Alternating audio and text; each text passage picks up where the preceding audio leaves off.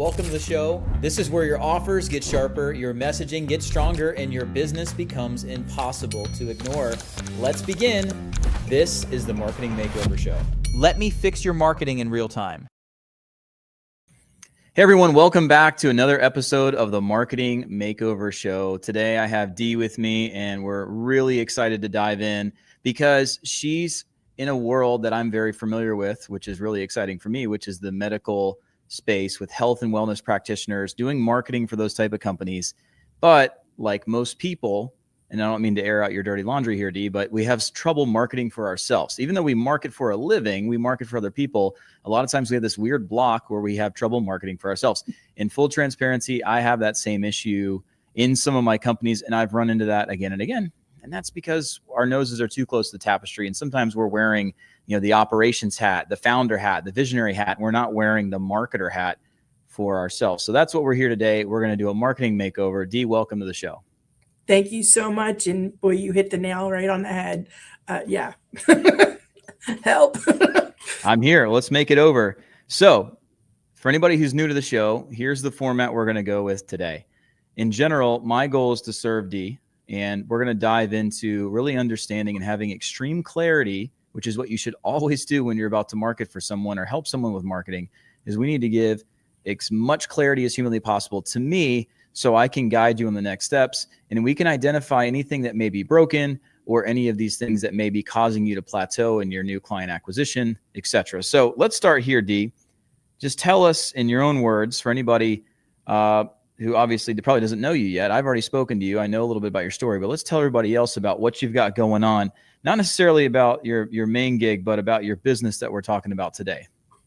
Okay, so I help health and wellness practitioners design and develop products that help them create more revenue. And I also do a lot of their social media to get more hand raises and more clients for their centers or locations. So a couple of things just to clarify. When we say health and wellness practitioners, give us some more specific examples. Is this a celebrity doctor? Is this a holistic practitioner, an internist, medical doctor? Like, what kind of people are these? What kind of practices are these? They are holistic in base, yes. So they're not the traditional pharmaceutical kind of doctors. These are more health and wellness, the root of your illness, those kind of folks. Some practice Reiki, some use essential oils. I mean, they go through the gamut of those without being too over the top woo-woo. Like they use a lot of massage therapy and different types of those types of techniques to better understand their clients' health and wellness needs and issues. Understood. Yeah, because when we say health and wellness practitioners, it's so different. Right. And being from a medical marketing background, I know that there's so many different subcategories. So this is an interesting one for a lot of reasons, right? Number one, the patients that you can attract as someone who has this type of practice have to already believe that they're interested in this type of medicine. They probably most likely have had an experience with traditional or Western medicine or pharmaceutical medicine that has pushed them away from that, and they don't trust it anymore for whatever reason, either a personal experience or something close to them with someone else they know, and they're looking for alternative ways. These also may be another subsegment of people who don't have medical insurance or who don't believe in that type of care, but they're looking for a natural way to heal their body, which is really interesting because we are seeing post-COVID, the further we get away, it's still continuously growing, is the demand for those type of practitioners. And I guess more like Eastern medicine, you may say at some level, right? Correct. It's growing, right? It's growing, the demand's there. So that's a beautiful thing. But what I love about what you said, and we're going to dive into this, is that you're not just a marketing agency for these type of alternative medical practices. What you said to me a second ago, and we're going to dial this in, is you're helping these people, these practitioners, these practices have additional revenue streams through physical products or subscription revenue, which I think is pretty interesting. Then you also mentioned social media. So I want to dive into that just a little bit.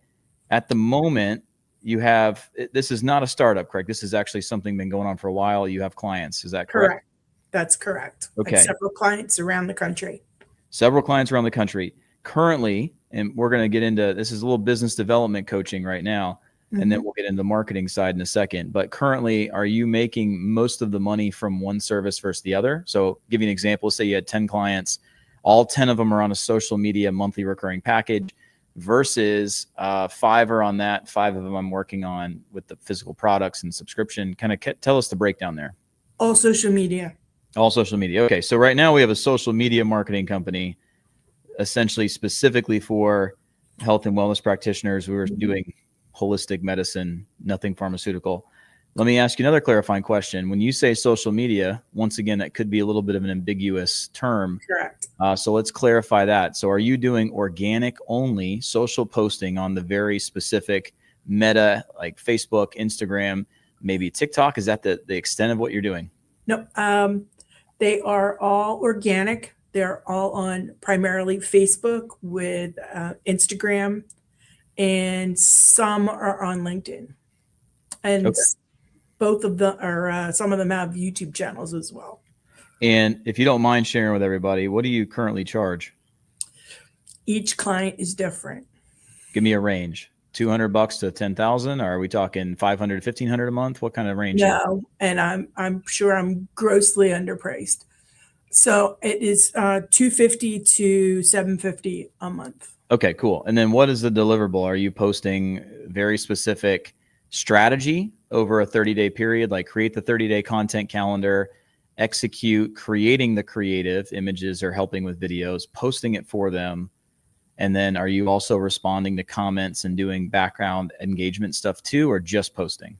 I am just posting. I create all the content. I have no guidance from them. They rely solely on me to create all their content and create all the images that go along with it. Are you using any images or videos from the practice, or you just everything's kind of stock, you're creating it yourself? For static posts, they are all created by me. I do use videos that they have. Okay, cool. So you are getting some creative ingredients from them. It's your job to take care. So it's kind of just kind of on autopilot, very, very trusting of you, just getting it at some level. And this is just an honesty moment. Is this really just checking a box that they're actually doing social media marketing, or is this something that's truly moving the needle that we can quantify the results? Yes, it's moving the needle for them. Yes. Good. So a little bit of both though, like because people know they need to be doing something, and then they found a very affordable way, but hey, it's actually working. And then from there, how are you quantifying that it's working? Are you having some kind of monthly call where you track some of the sales they're getting, or is it just purely we see the needle move and that's good enough? How does that work? I track all of their statistics. I print out all their reports and then give them an analysis report back based on views and likes and comments. And I do get feedback that there are appointments being made based on the posts that I've made. Beautiful. And then how do you define success with a client yourself? Like when you say, wow, this account's doing well, this account's not doing well, how do you define that personally? Personally is by the engagement of the posts, whether we're losing people or gaining people. And I don't look at losing people as a negative. I lose that as a positive, as sort, sifting, and separating and getting the right people into their group or business page. You said group. Are you doing Facebook groups too? Oh, yeah. Their business pages and their groups. So I have about 20 different pages that I manage. Okay, cool. Yeah, sorry I'm drilling you here, but pages and groups. No, that's all good. I love this. So, and I want to know as much as I can know, because I can guide you so much better. One of the things with organic is it's very difficult at the end of the day. And it's not difficult because it's difficult to execute. It's difficult because you have no control over the algorithms inside each of these platforms.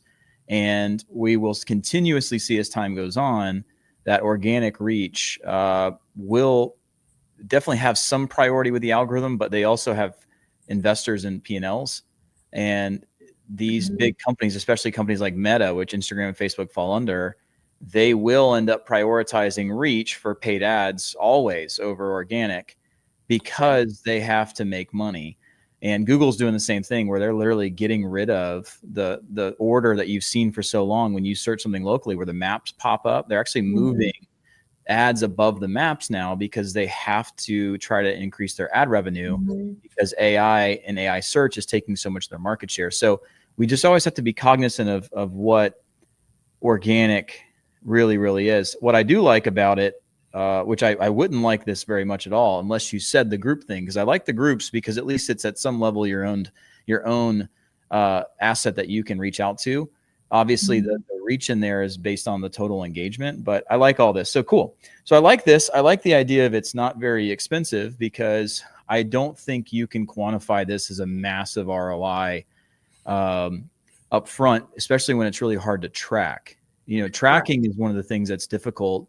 When you're doing just pure lead gen, you can have access to their CRM or their ERM at some level, and you can track to see who became a patient, things like that. But when you're doing organic, at some level, it's still a feeling on whether it's working or not.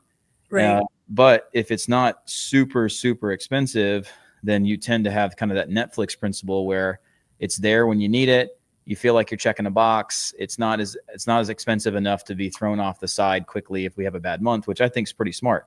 And if you can fulfill it pretty easily with VAs or some sort of automated software, then you're at the point where you can scale this pretty easily. So I think that's where we'll focus a little bit of the time today, is how to find more people who already believe they need that. They're either have done it before and it's not worked for them, or they don't like the quality of the output. And I think it should be easy pickings. One thing to keep in mind is that aesthetics and the way that posts look are often more important to these practices than what's actually it's doing. Because when you get into social media organic, and I've done this, I've had over 1,000 medical practice clients, and I've been through all these calls, and I know that certain types of practice owners and doctors and practitioners are more artists, and they care about the way it looks way more than even if it's effective, because to them, they feel like it's actually a representation of them and their brand. Versus some of them say, I don't really care. I understand sometimes ugly stuff converts. I just need money. I need patients to come to the door, right? So I think it's also important to kind of understand that out loud. So what I want to do here is I want to kind of dive into the messaging around how to find more of those people, what to say to them. But I also want to jump into the other side of the business because I think it's really interesting. And it creates a whole new essentially list of people that you can reach out to for expanding their revenue, right? So let's dive into that a little bit before we get back to the social media stuff, because I have a lot. I'm just going to give you tons and tons of stuff. And obviously this is being recorded, so you can take advantage of it. But for the expansion of revenue, which is always great, we need to understand a little bit more on the show here what you have in mind, because this is something you haven't done yet successfully, is what it sounds like. But obviously there's probably some level of demand for it because you're having calls with your clients and they've probably expressed demand, and you looked at it and said, I think I can do that. Right. So tell me a little bit about that vision. Tell me about how that came about. Tell me about those conversations of where you came up with this, like, wow, I should do this. I've seen other people who have made the subscription service, meaning they've been very successful with it. And I started thinking about my clients, and, the subscription service doesn't necessarily mean you receive something physical in the mail. It could be your online classes. You get a weekly class. So I'm also working in to add in, I'm also working toward building up my Go High level, and my site's being created now. So with that in mind, we can also offer online classes that can roll out weekly or monthly, or however that particular practitioner wishes to have their clients receive the information or the products that we develop. Other clients want to create their own essential oil lines. So we've scoped out, since I have a background in procurement, I also have sourced out a lot of their raw materials at a lesser price to create a higher profit margin on the products that they have existing. So Mhm. we're tweaking and creating and developing new product lines for within their spas that's their own proprietary products. Mhm. As far as the subscription boxes go, these are the ones that I'm developing right now is an add-on to an existing class that she teaches that's solely online. So it also expands her footprint rather, since she's in a brick and mortar, it also expands her footprint. Therefore, she has more revenue and more clients. So with that, we're adding in the box the items that can be used to benefit and help implement the program, along with extra educational videos that are attached to QR codes and things like that within the box subscription that's physically received. So it's a bonus materials in essence. So that's kind of what it looks like right now. Okay, cool. So a couple things I'll say, and a little bit of a challenge here is I think that's way too many ideas, right? And I'll tell you why. Yeah, Some of those will probably work really well. Some of them probably will not. And then all of them will work with the right person, and none of them will work with the wrong person. correct. Yeah. So I think you got to niche down a little bit, especially when Okay. you're trying to get in front of people, whether it's an Mhm. expansion of your current client relationship and you're upselling them into a new offer, like doing something like Mhm. this for them. You've got to probably niche into one or two focuses only, get really good at it, have real case studies and real data. And then from Okay. there, we can continue to market. You've got to systematize it and process it as well. One of the things that I like to say a lot is I'd rather solve the same problem a million times than solve a million different problems one time each. If you read a book called Built to Sell, it talks about the idea of productizing your offer rather than having a Mhm. service. Productizing allows you to have consistency, standardization, processes, people, and you don't have to do the fulfillment versus when it's new every single time, it's going to be a pain in the ass. It's going to be really tough. So, and I've been there many, many times. I would probably encourage you to think about two or three things. One, physical products have a cost of goods sold. Right.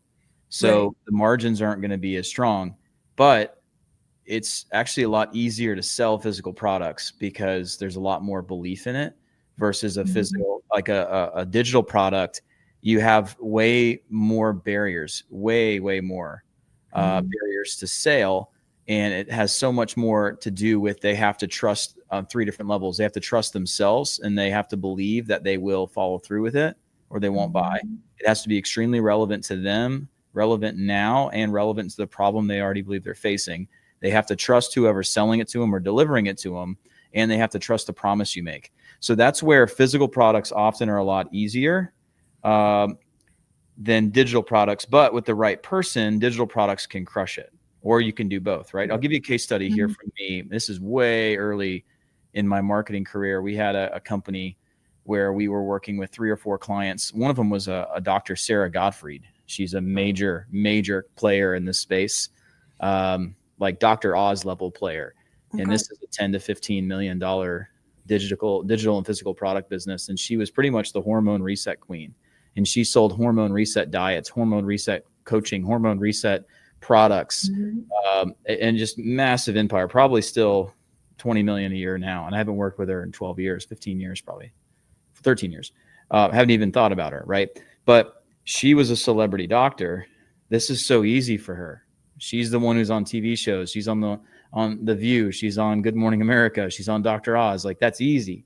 But she was able to have influence and then monetize the influence versus in this scenario, you're looking at someone who does not have influence most of the time, unless they are a celebrity doctor or their group is sizable and their email list is very sizable, or they have 25,000 patients they've seen over the last 5 years.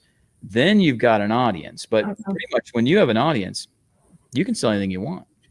True. Anything I put out to my audience, they buy every time.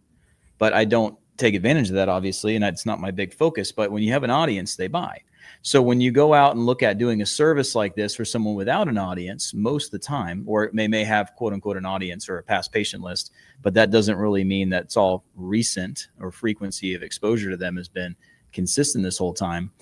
Everything you have is going to be essentially blasé. It's going to be very mediocre results wise, continuously across the board.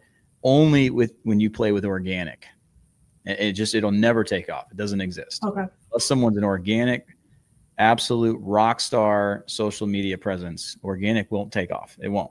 You have to learn how to master paid ads, or you have to learn how to master list building and monetizing the list. Otherwise, it just doesn't work. With all that being said, don't get discouraged yet, because I'm going to give you 5 or 10 different ideas around this. If it was me, I would look at the people I want to work with, and I'd see it. I'd say, okay, this person's charismatic. They've got a real following. They solve a very legitimate problem that like thousands of men and women, tens of thousands, hundreds of thousands of people already believe exist. That's someone I would go in to work with on the digital products. If that is not true, you don't touch it with a 10-foot pole. Like, if they're not charismatic, they got resting bitch face, no one knows who they are, the problem they solve, they're having trouble even getting patients for it to begin with, then that's that I wouldn't touch with a 10-foot pole. What you see a lot is people look for the easiest path. And this isn't negative to any of your clients or anybody else who's listening to this. People look for the easiest path. When something's not working, then they tend to try to say, I wonder if I could do it this way. I wonder if I could do it this way. Wrong clients ever to work with at any level for expansion. The right scenario when this works amazing is when someone says, wow, I am so busy. I need to learn how to scale my own ability to see more patients and go one to many, or take it online. When you're at full capacity and you're filling over, the cup is literally overflowing. That's the client you do digital products with. You don't do it with people who have nothing. Ever. It's just, you got paid, they didn't get the result. It's not a win-win. It's not a win for you because it's not a win in your track record. It's not a win for them because they went into it ill-equipped to begin with. So those are the people you'd never touch. Let's go to physical products for a second. Physical products, someone with a lot of influence who's a certified BA, they're going to crush it no matter what. Doesn't matter. Those are the best clients every single day, right? The people who don't have big followings, they can make some money, but you have to set expectations that it's going to be incremental. If you're not using paid ads and you're not incredible at this process already, it's just a tough market to get into. It's not saying you shouldn't do it, but it's tougher than people think. So you think about physical products. Well, what's your distribution looking like? Are we looking to have an internal, almost like a vertical distribution inside the actual practice itself? So as you have people, and at the end of the day, I don't care if you're doing Eastern medicine, Western medicine, there's still a diagnosis and there's a prescription every single time, whether it's essential oils or whatever it is.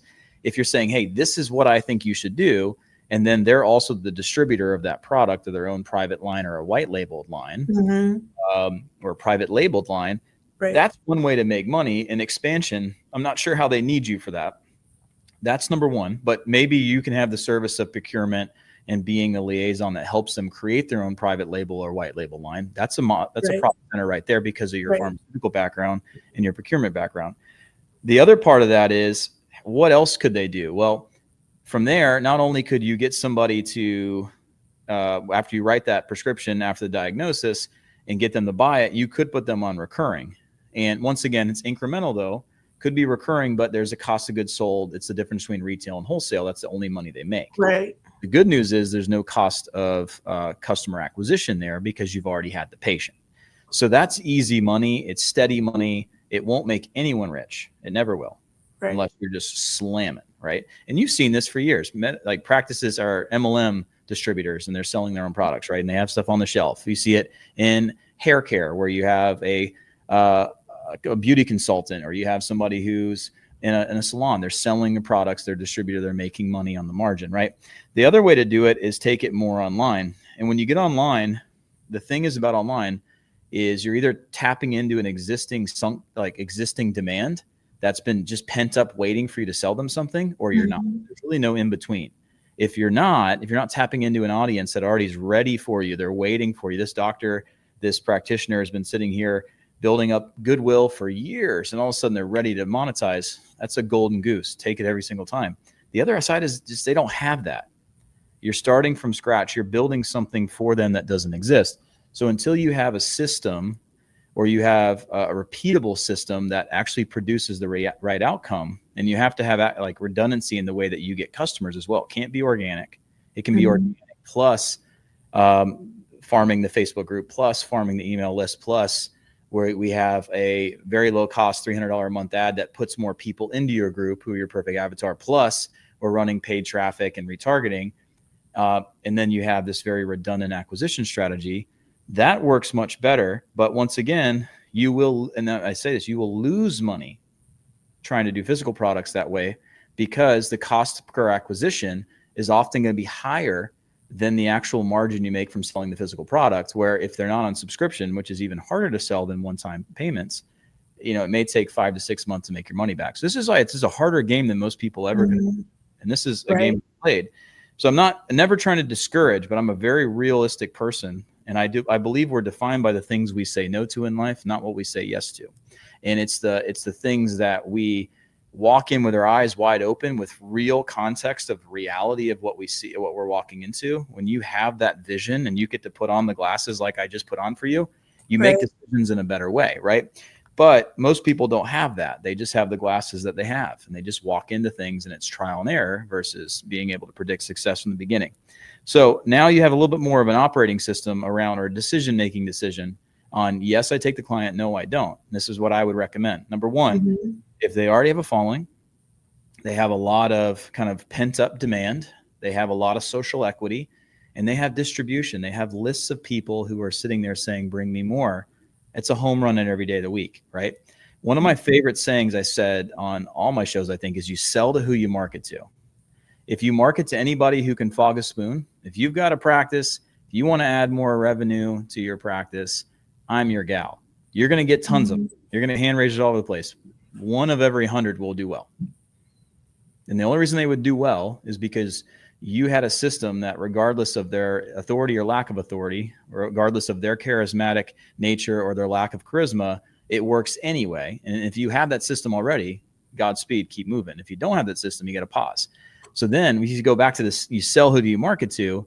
I would only go find people who have existing pent up social equity and demand, and they have reach. If they have those things, it's the perfect, what I call the ideal win scenario, right? It's this box that exists. And if it falls outside this box, you don't touch it. If it's in this box, I'm going to literally knock it out of the park. And you say, okay, what are those ingredients? What's in this box? Okay. Has demand, has social equity, has distribution, has real authority or even implied authority, and they solve a legitimate problem that has a big enough audience, then you're going to hit a home run every time.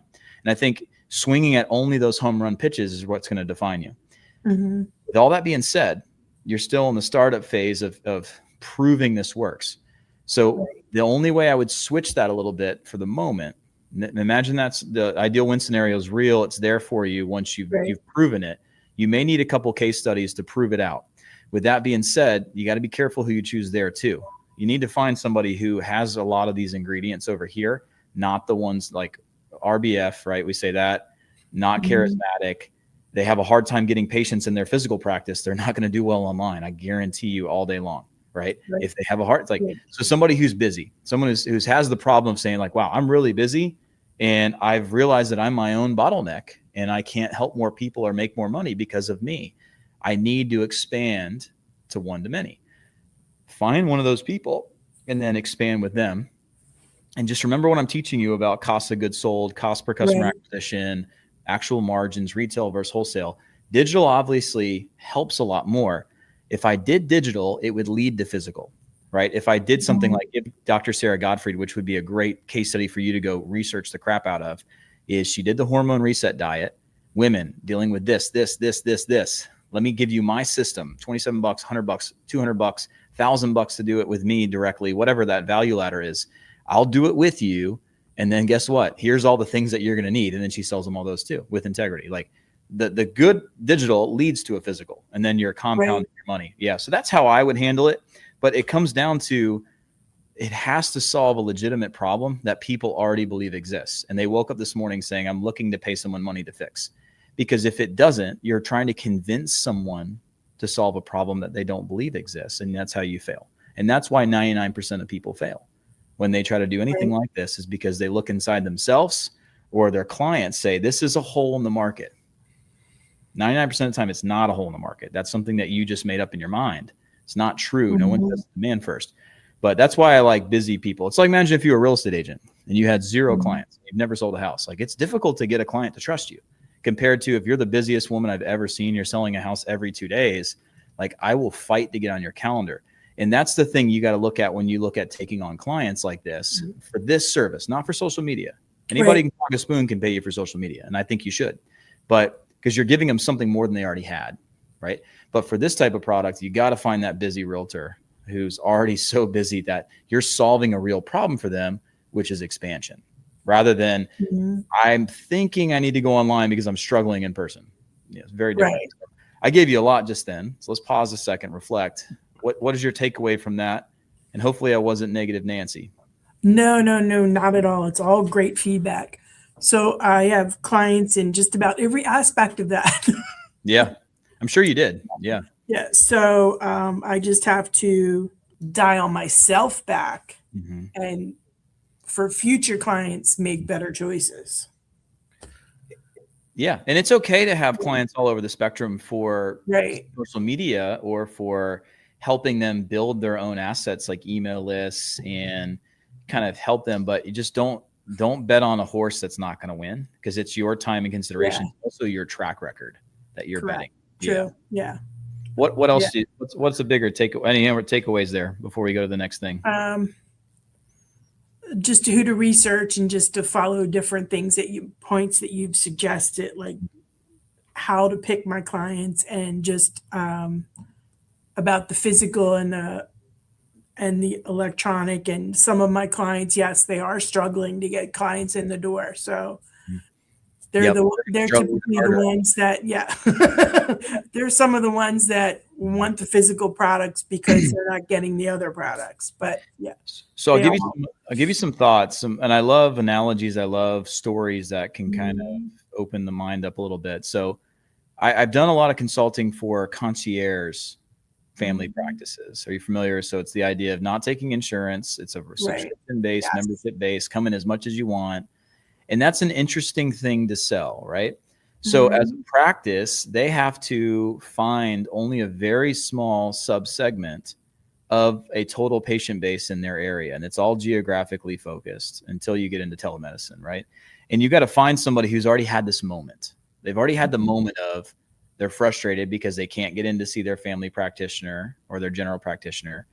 They had a moment where their insurance, they look at it over the last 5 years and say, dang, I've paid 70 grand in the last 5 years for insurance. And I think I've only used about 15,000 of it. Wow, maybe I should self-insure. You got to have the moments of feeling like paying a little bit more money for instant gratification or convenience is in your lifestyle choices, which is more of an affluent nature anyway. They struggle sometimes to grow their practice because someone already has to be in that perfect customer avatar bubble. Otherwise, they're never going to work with you, right? And I've done a lot of consulting with them. And that's exactly what's going on in your clients' businesses as well, 100%. And when the more that you specialize in what you're talking about, the harder it gets. I bet you the ones that struggle the most are the ones that are most obscure. People doing Reiki or things like that. And there's a reason why. Number one, and this is just, and I don't care who's listening. I hope they're listening. No one gives a damn about the drill. They only buy the hole, period. People want results. They don't care about the mechanism. But people who are passionate about a specific mechanism or are passionate about a specific treatment that they do or they specialize in, no one cares about it. Like I was in the med spa marketing space. I'll tell you right now, all these lasers, no one gives a damn about those lasers. No one. Unless you're a lady who is like cult-like following a celebrity doctor on Instagram and you've been wanting Morpheus 8 the last 3 years and you can't afford it and finally it's on sale. Like that's 1% of 1% of 1%. Everyone else doesn't care about anything but the problem that they're experiencing right now. And that's where holistic medicine will always struggle, even though it's getting better. And same thing with concierge medicine. They'll always struggle because for whatever reason, they're not identifying themselves as practices as I'm just like your family doctor, but I'm not going to pump you full of chemicals. That's the only thing they should say, period. You don't need to talk about Reiki. You don't need to talk about all these things that you do because no one cares about it. The people who care about it, care about it. I'm not saying no one, but only the people who care about it, care about it.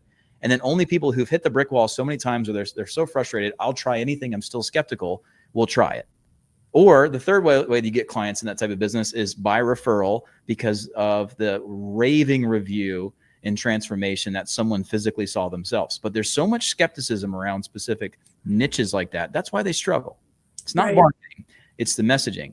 If you would use a like bridge and say, hey, just like a family doctor, you come in with a cold, you come in with aches and pains, you come in with symptoms that you're scared after Googling it and looking on ChatGPT, you think you have fibromyalgia, and you're needing someone to finally give you peace of mind of what's going on, to actually diagnose it correctly and help you find relief. That's what we do. I just don't use chemicals, and I don't trust pharmaceutical companies, and neither should you. Right. That's what marketing should be for holistic practices, yet they don't. They talk about their specific treatment they do, and that's why they struggle. And this is my world, so this is where I've been playing for a long time. People care about conditions. They search conditions. They're looking for solutions to conditions. They're not looking for specific treatments until they're at the most aware phase where they've done comparison, they've done research. And what's interesting is, I bet you the practices you've worked with, the practices you know, and the clients you have that are the busiest are the ones that cast a wider net. They're the ones that probably help with weight loss. They also help with hormones. They also help with literally ailments and pain. Those are the ones that do well, and the ones that struggle are too niche down. Yeah. So, and I'm not a psychic here. I've just been doing this for a long time. But so that kind of tells you, moving into my next phase of this, I'd like to talk about the social media. Okay. What's cool about social media for you is that they need it. And I'll tell you why. If they were already busy, they don't need you. Right? So now we have like two different offers, two different audiences. You want people who are busy, who need to expand. Right. That's for the digital and physical products. Compared to over here, people who are relying on marketing and who are starving. It's totally crazy. The opposites here. It is. Don't stack very well, believe it or not. Because somebody over here who's crazy busy, they're not going to hire you. They're going to hire a $5,000 a month assassin medical marketing agency who is also working with celebrity doctors and have an insane track record. They're not going to find value in a $250 to $750 a month program. The people you're trying to attract for this avatar is totally different than this avatar, right? What I love about home services, right? Home services is HVAC, roofing, it's all these kind of things. And we teach business acquisition. So we talk about acquiring those types of businesses versus these. I also have a home services marketing mastermind where I help agency owners who only work with home service businesses called, I actually wear the shirt, Rank Masters, right? So this is in my world. What I love about this analogy is there are some businesses that have to have marketing and they rely on it because the problem they solve and how much they charge, people sometimes go, ooh, it's not that much of a problem. Compared to, there's businesses where marketing is as easy as sticking your cup into the fountain of demand, right? Giving some examples. You got plumbing. If you got sewage coming up from your shower drain in your kid's bathroom, you're going to get fixed. If your septic tank is broken, you're going to get it fixed. If you have broken windows, you're going to get it fixed. If your locks are broken, you're going to get it fixed. It's a business where no decision is needing to be made to make a transaction. Compared to over here, spray foam insulation, fixing cracked concrete, fixing the crawl space and the foundation, things like that. Where like, wow, whoa, $8,000? It's not that much of a problem. You know, the slow leak, $30 a month, my utility bill. It's not that much of a problem.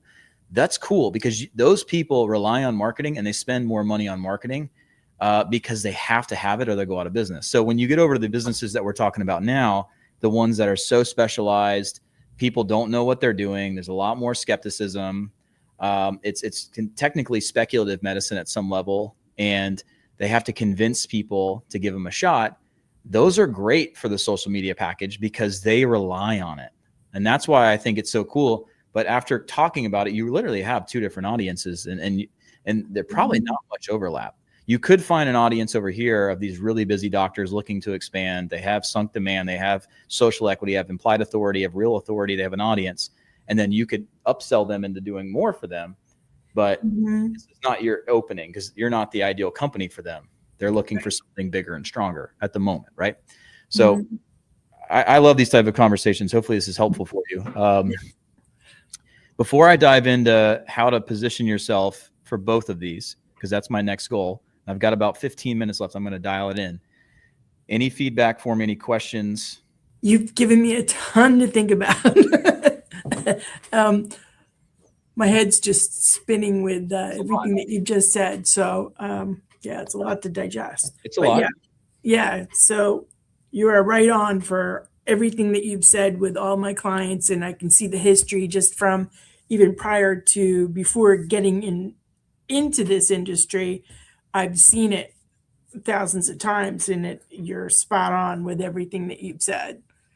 as far as, the temperament of the spa owner to all the way down to the products and services and how what they want out of their business. Yep. You are spot on. Well, thank you. And So, a lot of times I'm going to tell you stuff you already know, but what this is meant to do for you is to give you a new decision-making matrix. It's right. supposed to slow the game down, like the Matrix. And now you see it, not just know it. You innately know it, but you're not internalizing it and seeing it in real time. But now you should be able to look at it and make a decision on whether you work with them or what you pitch them, or if you choose to help them or not, based on all this information we just said. And now you can be more intentional about the conversation you're having or the ones that you avoid having.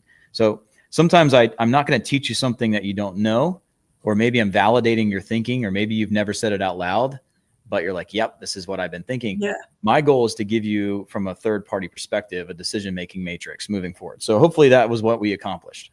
Absolutely, it was. And Good. it was things that I thought about in the past, but I never really tied it in together with my own business. And you know what? You can't. And that's what the crazy part is. And I can't either in my business, because a lot of times we're in our business, not on our business. And that's where we're working we're like right up against the glass, and we can't see the sides because we're so close to it. And I'm guilty of this in my own businesses all the time. That's why I bring in third party smart people a lot to tell me what I'm not seeing and to bring me back to center. But these are the moments that the really good, strong companies started with, and the ones that fizzled out skip this step. I call it the scalability threshold. It's that special door that's sitting here that no one knows they can even walk through. It's like a secret level. And the businesses that just take off like a rocket, they've gone through it and you haven't. And that's the whole point of kind of what I teach, is I'm showing you the things you don't see so you can walk through that special door. All right, so let's go to messaging, since we got about 10, 15 minutes here left. For me, I'm going to start with social media.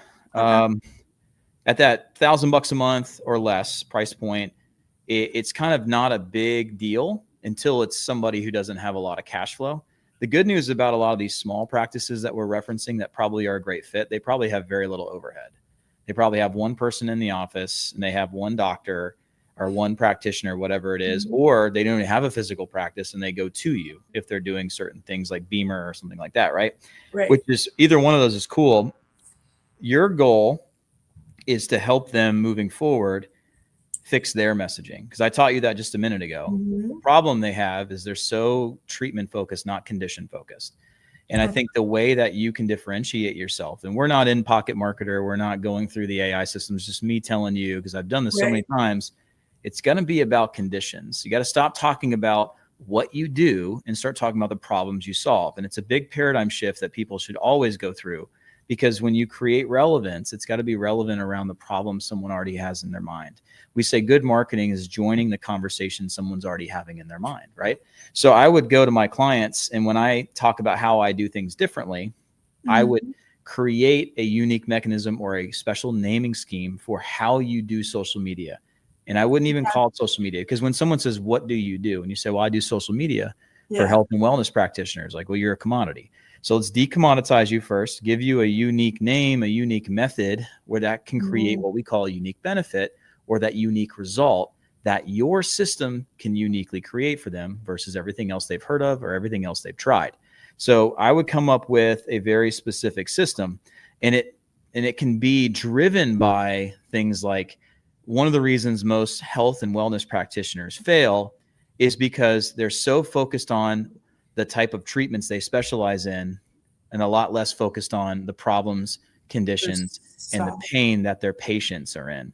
What I do inside my unique system to increase your engagement on your social platforms, increase the number of people coming in your front door, is we flip the script and only talk about the conditions and the problems that your practice solves, and not about the treatments. My goal is to bring you people in the front door, not bringing you people who've already wanted the treatment you offer, right? And they're going to resonate with that. And the reason why your marketing has failed in the past when you tell them this is because all you've done is post about what you do, but most people don't know what it is. They're very they're skeptical, and you don't have a ton of social proof. So what I'm going to work with you on in my unique system is we're going to start focusing on talking about what the patients care about, your prospective patients. Number two, we're going to work very closely to help you get more and more social proof. Since we have to prove it works, we're going to try to capture as much social proof as possible. So part of your package, in my opinion, should be collecting third-party testimonials and reviews on Google Maps and Facebook as well. Google is much more important to me than Facebook. Trustpilot's also a good one. ZocDoc. You also could do something called testimonial.to, which is a cool service. And you can have an agency account with testimonial.to. And what I love about it is you can have, and you want me to pull one up? Let's look at it. Sure. I'll show you. You can have a system automation with your Go High level for that client that allows you to send out automated links once somebody has been a patient, and then you can try to get them to leave a video testimonial. And the more and more of that you have, that's the real stuff that moves the needle. That's the real stuff that's going to help them, right? So I'll give you an example. Let me share my screen here. But that's what I would work on. And you have a Pocket Marketer account.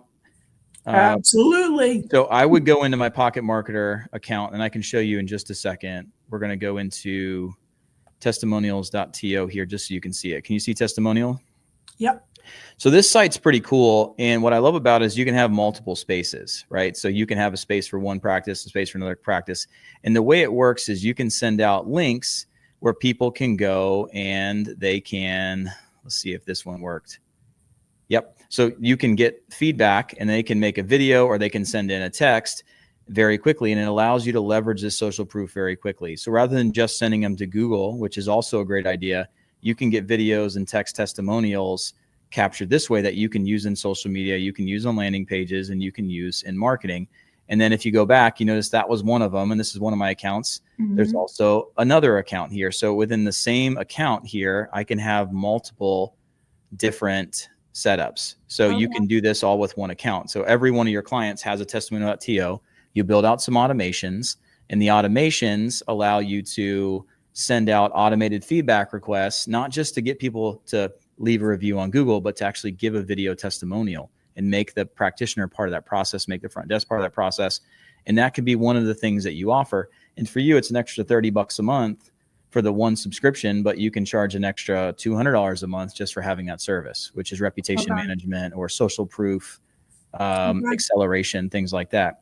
But I think that's the big key. So where I would walk away from and go into Pocket Marketer, and we'll go into an account real quick. Here we go. So in Pocket Marketer, anybody watching, I am the CEO and founder of Pocket Marketer, and I really created Pocket Marketer so you can have the conversation that Dee just had with me, but with my AI version of me. I've locked a world-class marketer inside this system, and it allows you to create projects for every one of your clients or for just your business.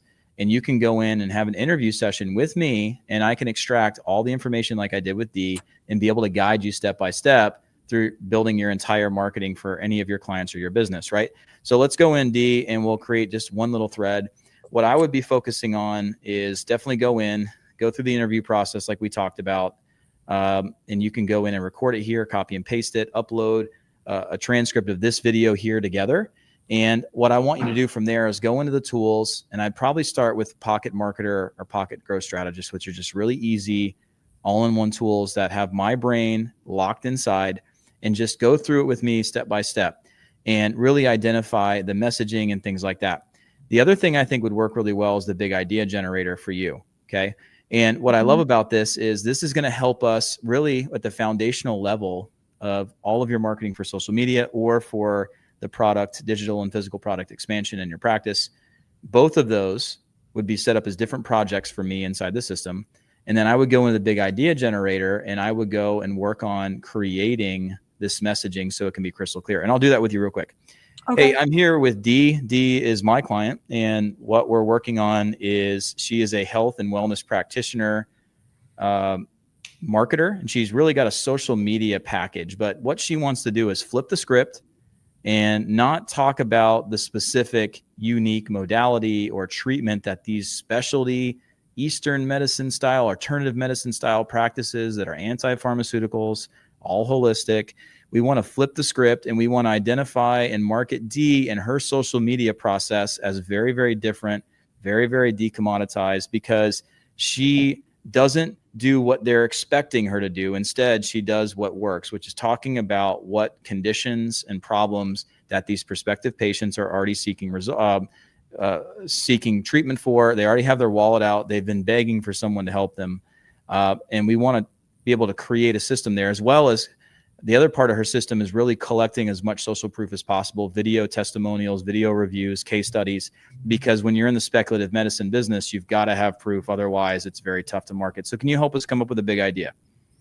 So this is what we're going to do, Dee. We're going to go into the big idea tool. Normally, I would go through the whole interview process, give this video in here, but I'm going to speed this up for you. It thinks your name is Dee Dee because it came out that way for some reason. We'll just go okay. I've been called that too.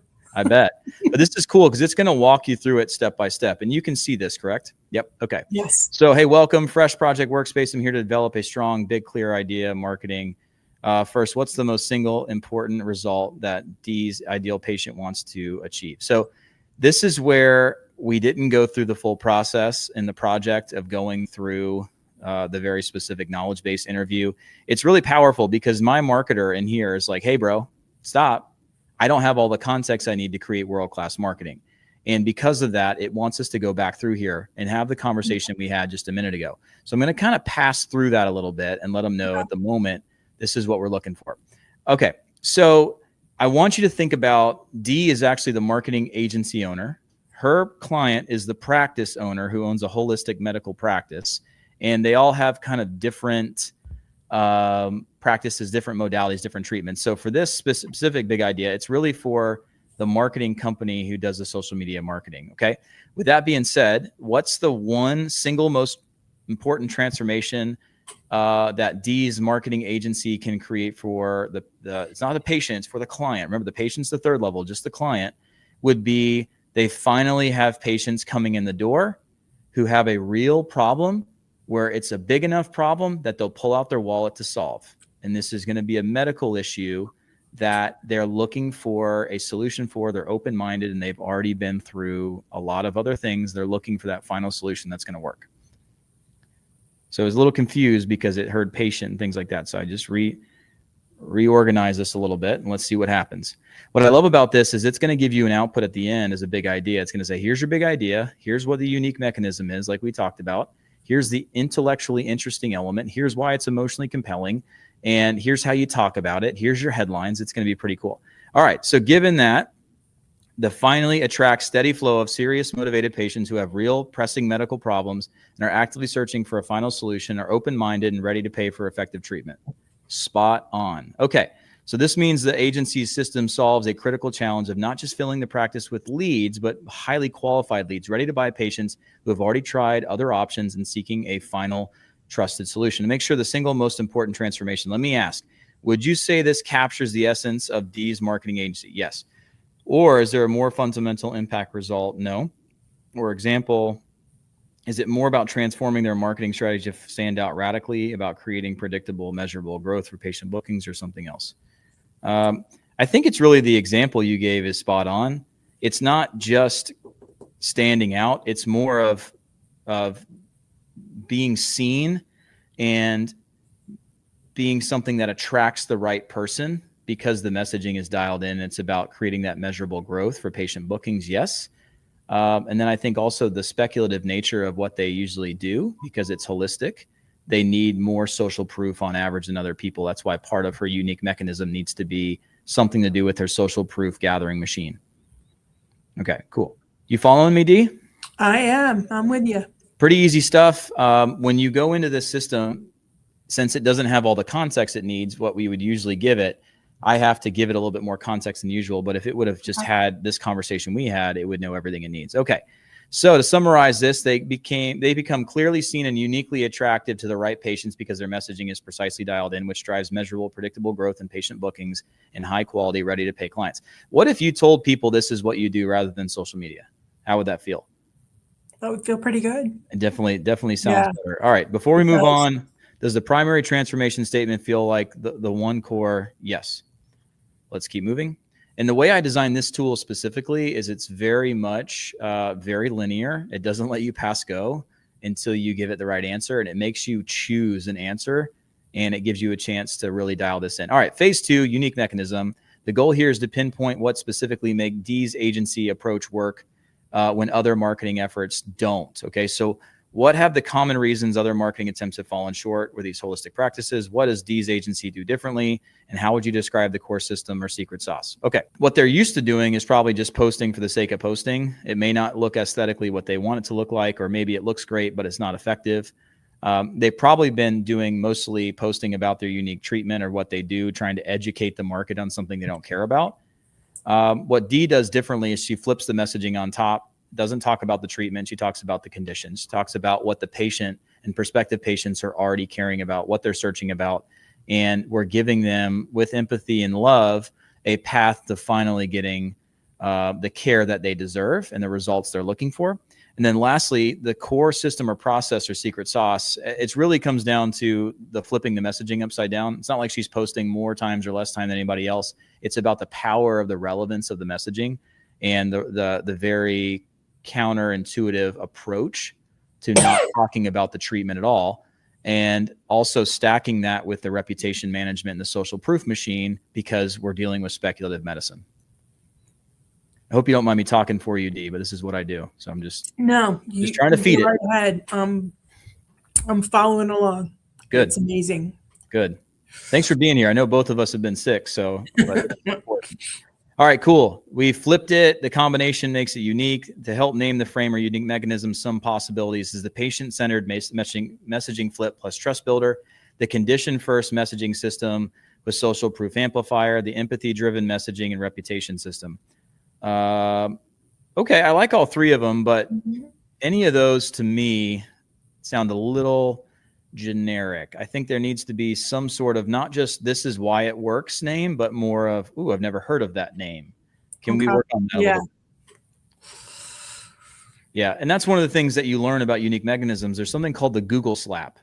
And the Google slap is when you tell people what you do, or do they have the ability to go Google it and then go around you. So I'll give you an example. If I told you about my unique mechanism of my supplement and then somehow it slipped out that it's L-carnitine, you're like, oh, crap. And you just go Google Amazon or look on Amazon or Google for L-carnitine, just buy it around me and get the main ingredient of my thing. Like we can't tell them what the main ingredient is, right?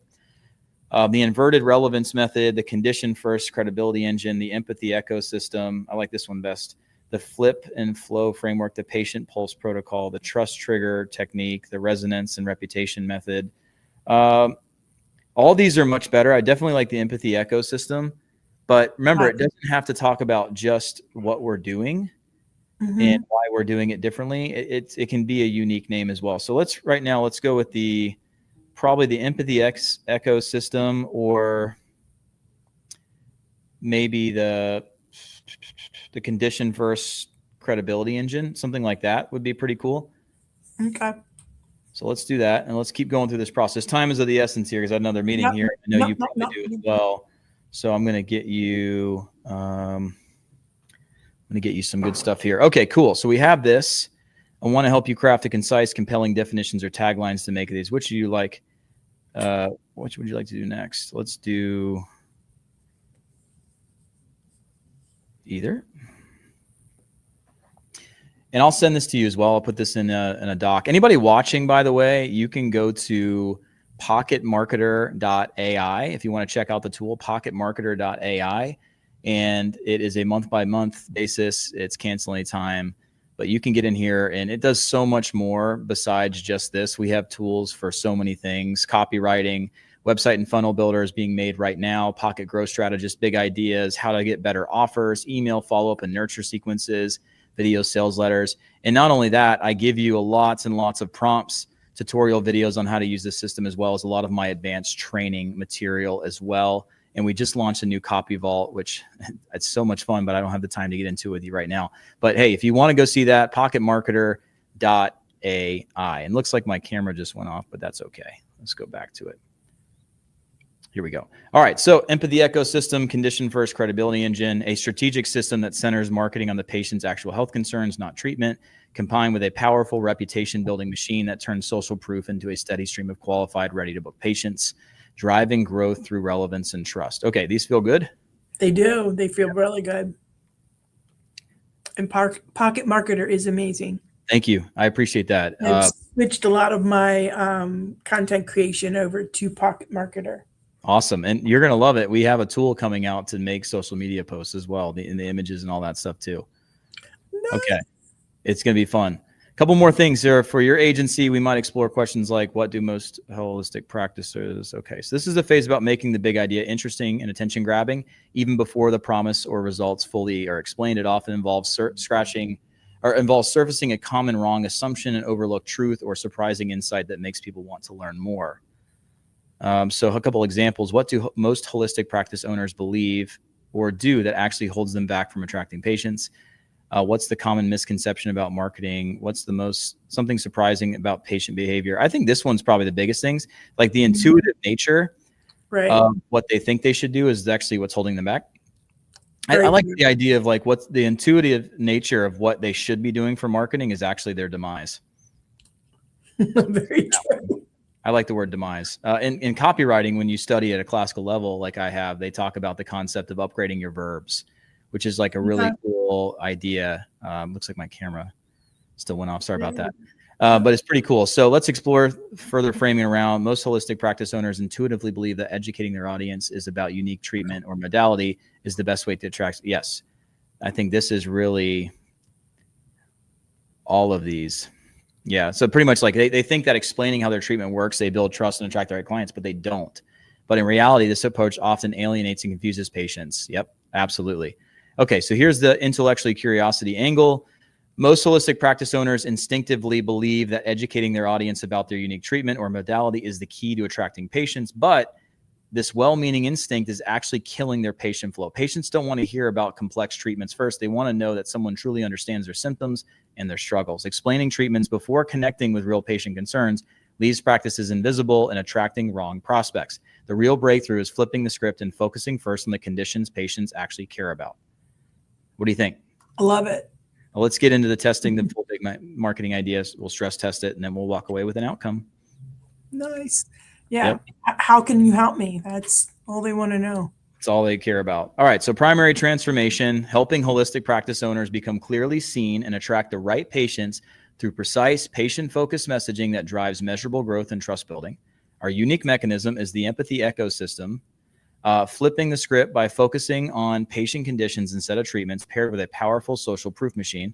And what makes this intellectual and curious is the intuitive marketing instinct to educate about treatments first is actually what's killing patient flow. Flipping this upside down is the real breakthrough. So the final step is to put this into one clear, compelling thing. Yes, let's get it done. I like this because it's a conversation. It's also educating. It's also interesting too, right? This is not just something boring. And this is the building block that will allow you to, every time you speak to someone, to attract the right people, repel the wrong ones. Okay. Mm-hmm. Like if someone comes back to you after you talk to them and show them what you do, and they're like, nah, I want to do it this way. Then like, okay, next. It's not good. Exactly. So exactly. It's exactly right. So why it speaks directly to practice owners' deepest frustrations, attracting the right patients consistently by offering a fresh, empathetic way to connect. It challenges a widely held but flawed assumption about marketing in the space, making the idea both memorable and compelling. The unique mechanism is practical and explainable, providing a clear path. Okay, perfect. Nope. Let's go. This is perfect. Let's wrap this up. So anybody watching, once again, you can go to pocketmarketer.ai. Also, there's a link in the description if you want to learn more about Pocket Marketer or get access to my brain and what we've done here. So there you go. Not Didi. I just read Didi. We have this ready for you.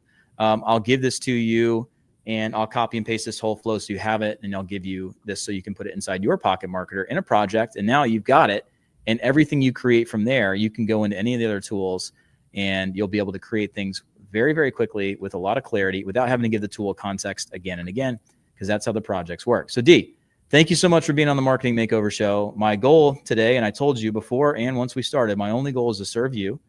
And I feel like we accomplished that.